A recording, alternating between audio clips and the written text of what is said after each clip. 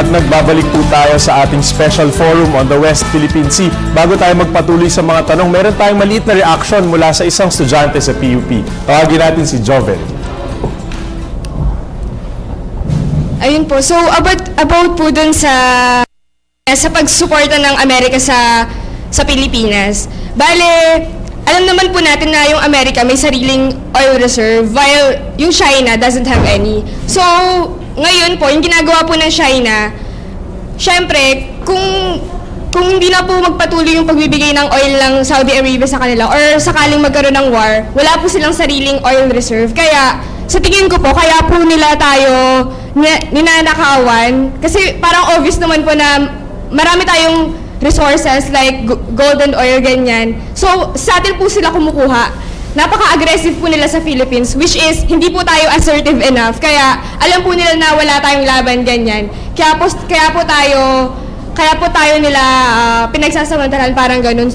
Tapos, pero sa kabilang banda naman po, yung Amerika nga po, sinusuportahan tayo. Kaya, may chance, masabi po ba natin may chance tayo sa UNCLOS sa pagsuporta ng Amerika sa Philippines? Kasi we all know naman na China and America is tiger economy. So, ayaw talaga ng Amerika na magkaroon ng oil reserve yung China. Nice. Okay, magandang komento yan. Pero inawin itong naging komento ng isang nating estudyante from ASEC Asuke. Tayo po ba ay talagang sinusuportahan ng Amerika dito sa ating claim na ito? Paliwanag po natin, maliwanag po ang patakaran ng Estados Unidos dito. Hindi ho sila makikialam sa sigalot tungkol ho sa teritoryo. Ang gusto po nila ay hanapan ho ng solusyon ito sa matahimik na pamaraan. Ang paraan po niyan ay nakasaad ho sa United Nations Charter. At US, China at Pilipinas ay lumagda po dyan sa UN Charter. Kaya ho may obligasyon ng lahat ng bansa na maghanap po ng matahimik na solusyon dyan. Ang marami ho nagsabi ho na hindi ho sila makikialam sa teritoryo, sigalot tungkol sa sino nagmamay-ari ng isla. Ang gusto lang po nila ay hanapan natin ng solusyon. Kaya masasabi natin sa Estados Unidos, hindi ho sila papanig kung sino hong may-ari ng mga isla ho niyan. Ganon rin po, kung meron sigalot ng ibang bansa, hindi tayo makikialam kung sino hong may-ari ng lupang yan. Gusto lang natin ay matahimik na paraan. Yan po ang posisyon. Ngayon, matatanong po na meron ho tayong treaty obligations, yung mutual defense, sinabi po nila, tutupad ho sila sa kanilang sa Mutual Defense Treaty at umaasa po tayo dyan. Pero sana po hindi po tayo umabot sa sitwasyon na yan. Nabanggit Cathy kanina, what is at stake for us, yung ating mga fishermen, yung teritoryo natin, yung rights natin under the UNCLOS. Gusto din natin itanong kay Ginoong Chito Santa Romana. Dun sa, which this yung comment ng kabataan leads us to the question, sir, what's at stake for China din? Ano ba yung hinahanap talaga ng China dito? Oil ba? Ito by gas reserves or mga isda lamang? Lahat yan. Pinaka-importante sa China, ang pagtingin nila kung ano ang kanilang tinatawag na core interest. Ang definition nila ng core interest, una-una dito, yung regime survival ng Communist Party. Pangalawa dito ay yung tinatawag nilang soberanya, national sovereignty. Sakop dito, yung mga sa tingin nila ay kanilang lupa or kanilang mga isla. Kaya gusto ko lang ipaliwanag ito kasi dapat din nating maintindihan kung paano mag-isip ang mga Chino. Ganito ang kanilang pag-iisip. Bakit nila sinasakop ang hindi sa kanila? Kung nasa Beijing ka, nandun ako sa Beijing nung nangyari yung Mischief Reef, nandun ako sa Beijing nung nangyari yung unang kaso sa Scarborough at saka nung hulihan ng mga Chinese fishermen. Nagprotesta sila. So tinanong namin ang Foreign Ministry spokesman, ano ba ang basihan nyo?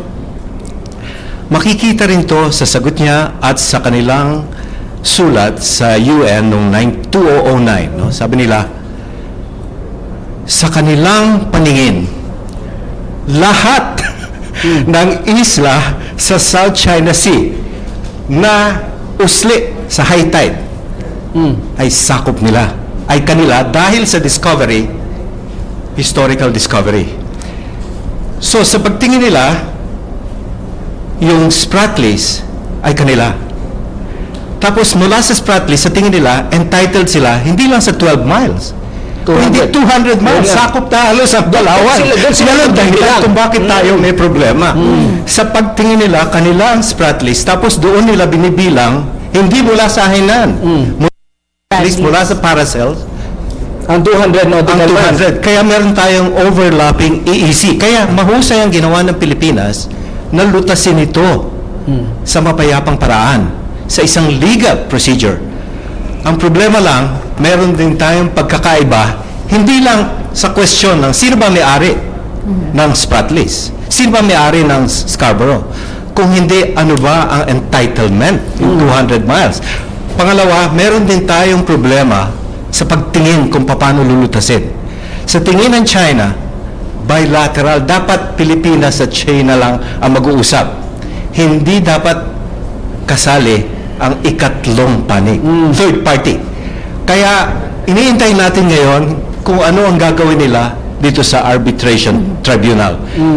Makikilahok ba sila? Iboboycott pa nila? Or ipapaliwanag ba nila ang kanilang posisyon? Ang lumalabas, iniintay natin ang posisyon nila. Pero ang lumalabas pa lang, una, sabi nila, sa tingin nila, kanila ang mga isla. Kaya magkatunggali ang ating paningin. Correct. Sa tingin natin, sila ang illegal. Sa tingin nila, tayong illegal. Pangalawa, ano? No? Sa tingin natin, sakop ito ng 200 mile natin. Sa tingin nila, sakop din ang kanila. Kaya kailangan lutasin ito.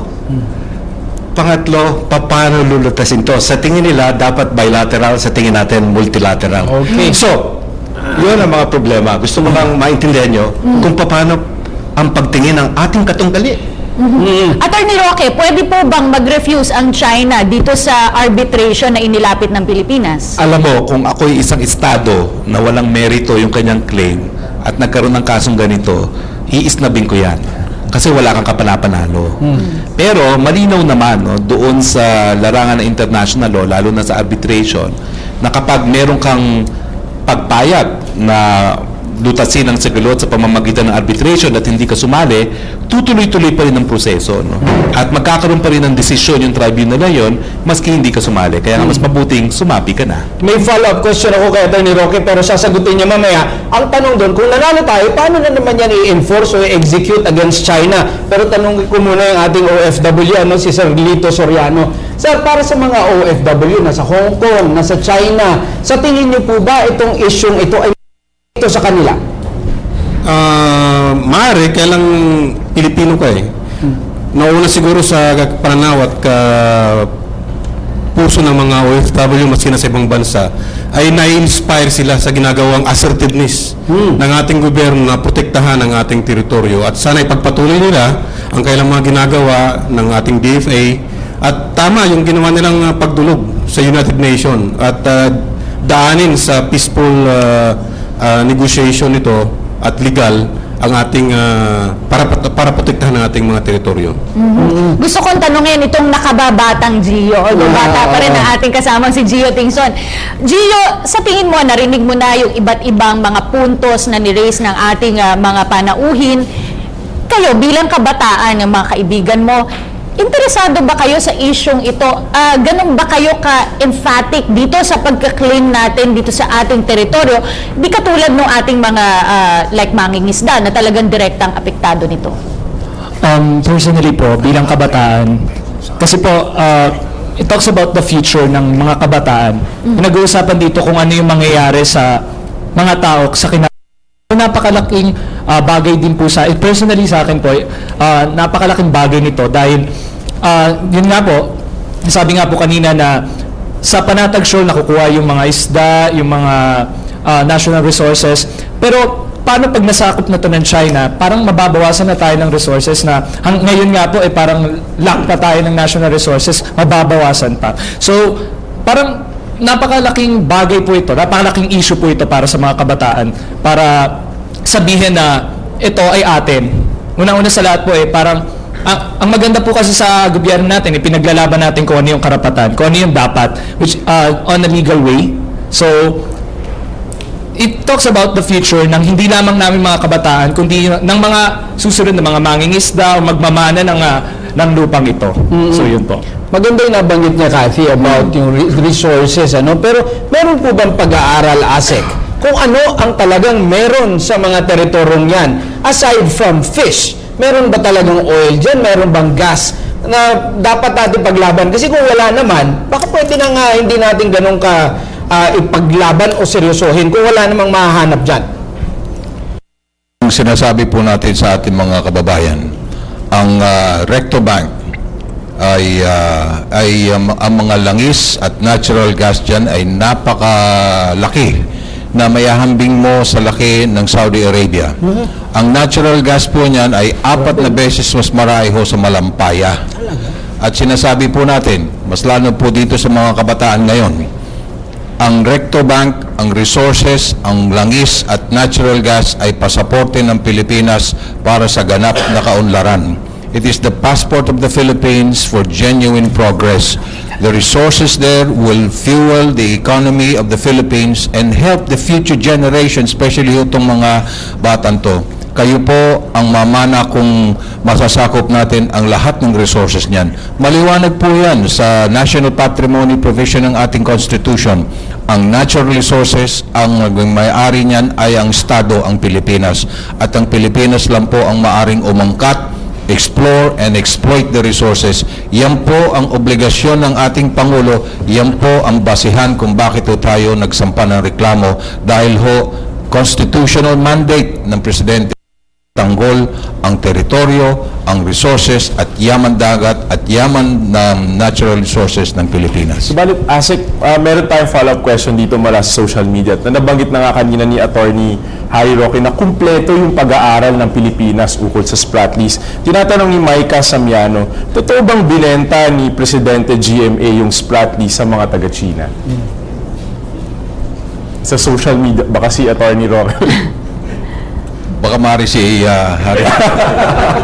Alam nyo, malaki ang pananagutan ni GMA dito.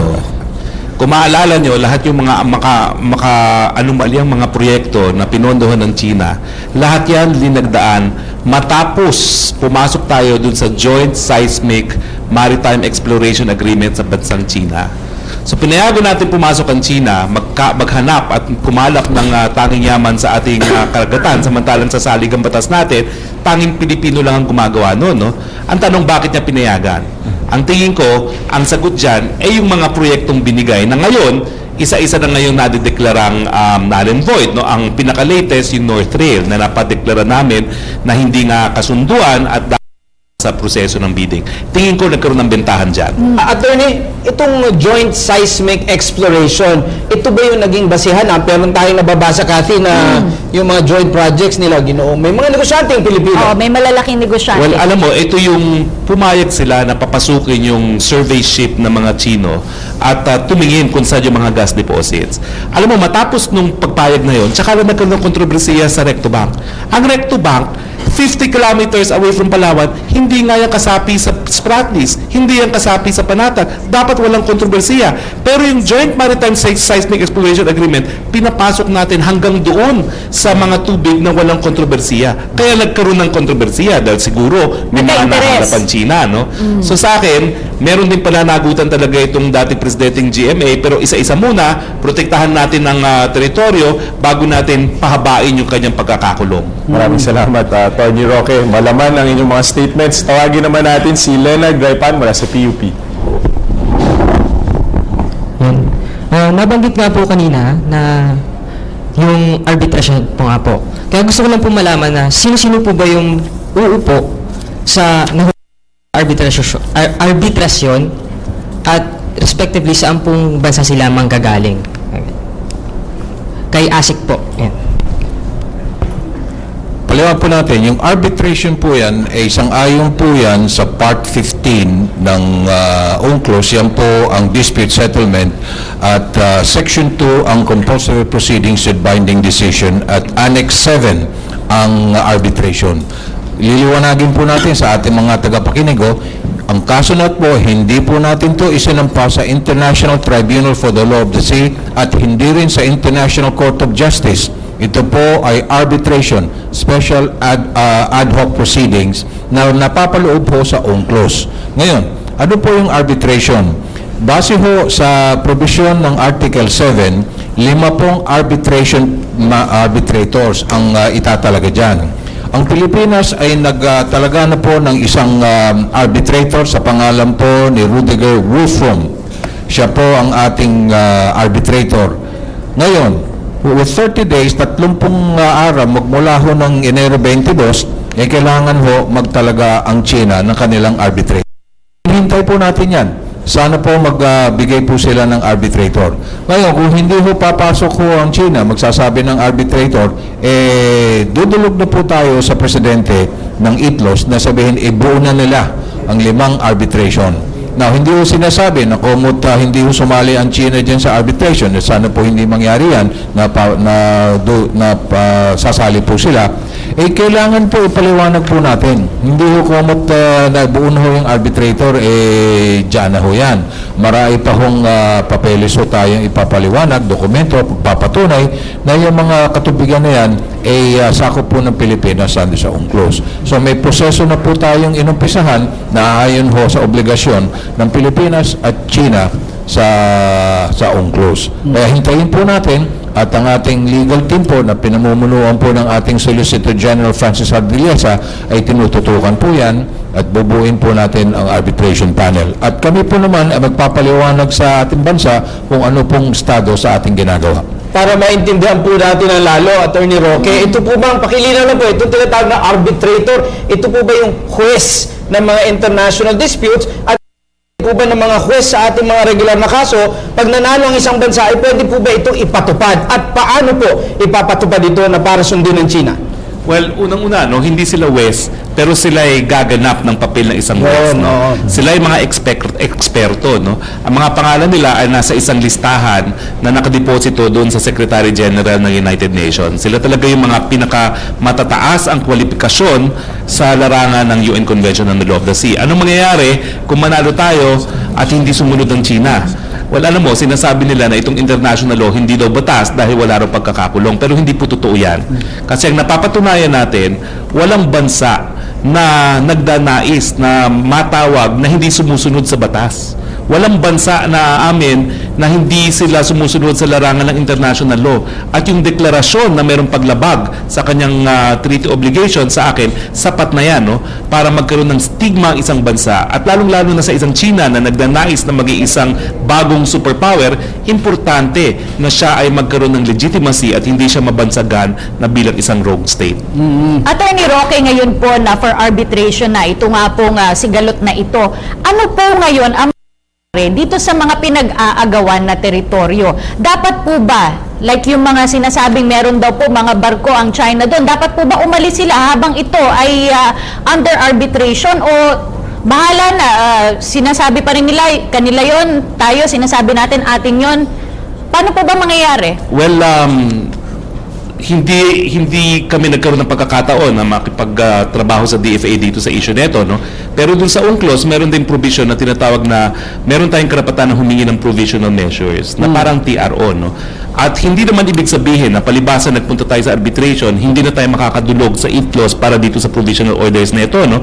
Dahil nagkaroon na ng kaso, no, sa panig ng mga Hapon at mga Australiano, no, na Pilipino pa ang naging chairman ng arbitral tribunal, no, si Justice Feliciano, no? Bago magkaroon ng decision on the merits, pumunta muna sila sa ITLOS para sa provisional measures na parang TRO. At takot niyang provisional measures na yan, yung mga pangingisda, kung ang issue ay yung kung sino may karapatan mangisda, no? Kasi itong mga bagay-bagay na ito ay magkakaroon ng epekto doon sa merito ng kaso. So meron tayong opsyon, kahit ano pang gawin ng China dito sa arbitration na ito, na humingi ng measures doon mismo sa ITLOS na hiwalay naman ito sa decision on the merits ng arbitral tribunal. Gusto ko itanong sa ating Navy at saka na rin sa ating mga mangingisda. Para po ma-enforce yung ating karapatan doon, sir, wala po ba tayong plano magpadala ng barko doon para bantayan yung ating mga mangingisda habang sila nangingisda? Sa amin po sa Navy, sa ngayon po, wala po, no? Wala kami planong magpadala doon. Pero sinisigurado ko po, nakaantabay po kami. Nakaantabay kami, naka-ready po yung mga barko natin na malapit lang po sa Baho de Masinloc.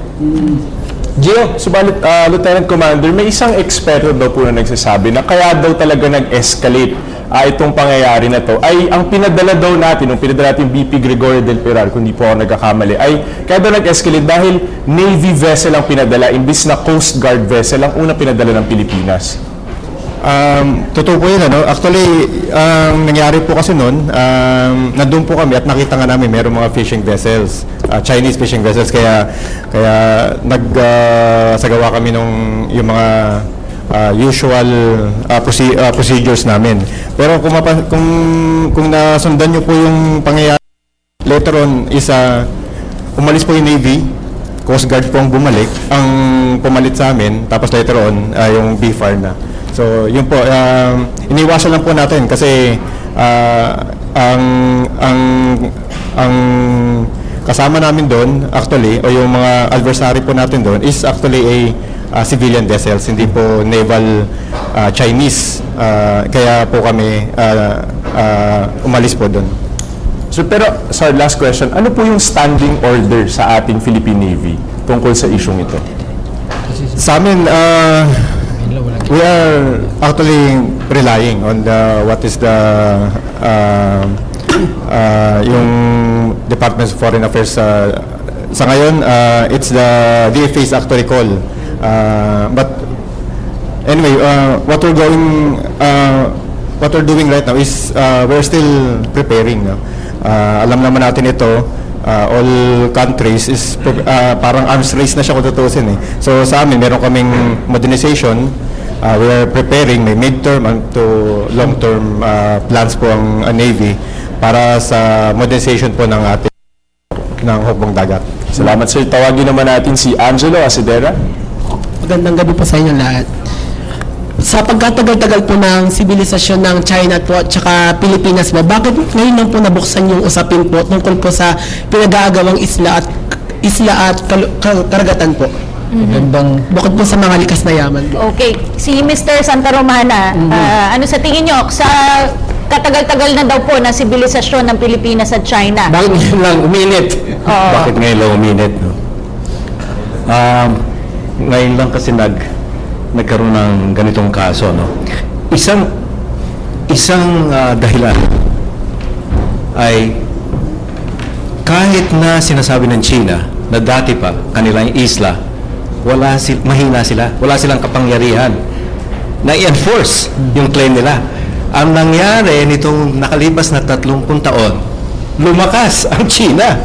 Tapos, lalo na itong nakalipas na 10 taon, hindi lang Navy ang kanilang pinalakas nila yung tinatawag na gray fleets, no?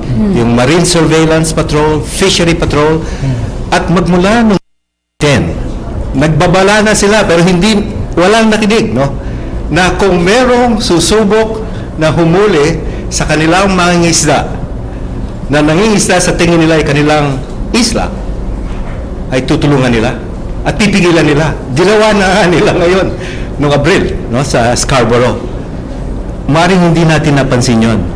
Kaya, kumbaga sa parang nahulog tayo sa trap eh. Ngayon, yan ang problema sa taktika. Kailangan kalkulado at kailangan calibrated. Kung kaharap mo, ang hinaharap ng China ngayon, hindi Navy eh. Kung hindi yung kanilang white ships, no? Yung kanilang patrol ships na hindi kasing armado ng Navy. At sinusubukan nilang gamitin yan. Madami yung kanilang barkong ganyan eh. Ganyan din ang taktikang ginagamit nila sa Hapon ngayon. Pero malakas ang puwersa ng Hapon, kaya kayang-kaya nilang labanan. Ang punto ko lang, pagka hindi ka nag-ingat sa taktika, nagkamali ka, kukunin nila inisyatiba. Kaya nawala sa atin yung Scarborough, yung effective control. Hindi natin kayang sila. Kaya mahusay na daanin natin sa mapayapang usapan, no? Sa paggamit ng arbitration. Ang question na lang ngayon kung papayag sila. Ang gusto ko lang sabihin dito, hindi lang pandaigdig ang batas, no, or international law ang ating sandata. Patuloy pa rin nating sandata ang international public opinion at diplomacy. Kasi kahit na ano mangyari sa arbitration, manalo man or matalo, para i-enforce ang decision, kailangan mo pa rin ang kooperasyon ng China. kailangan mo pa rin na mahusay na relasyon sa China. Kaya kahit na patuloy itong kasong ito, kailangan hindi maputol ang pagsubok na pahusayin pa ang diplomatic relations sa Now, sir, China. meron tayong follow-up questions dyan. Pero bago ko po itanong yan, magkakaroon muna tayo ng quick break. Narito po tayo sa West Philippine Sea, a PTV Special Forum.